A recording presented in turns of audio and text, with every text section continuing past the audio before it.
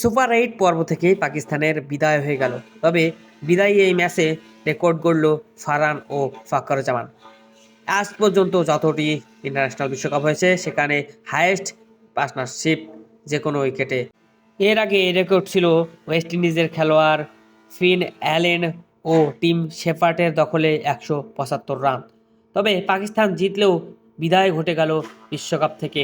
তবে ফারহান আহমেদ ব্যক্তিগতভাবে আরও একটি রেকর্ড গড়েছে, সেটি হচ্ছে ব্যক্তিগতভাবে একটি ওয়ার্ল্ড কাপে 2টি সেঞ্চুরি।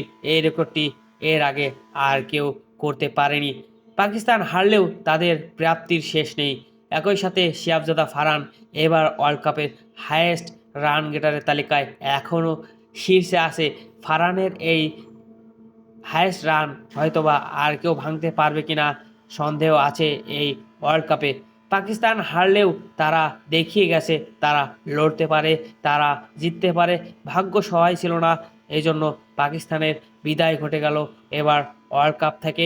পরবর্তীতে পাকিস্তান এই ভুলটি আর করবে না আশা করছি। তবে পাকিস্তানের বাবার আজম, পাকিস্তানের মেইন খেলোয়াড়রা যদি জ্বলে উঠতে পারতো তাহলে দৃশ্যপট ভিন্ন হতো।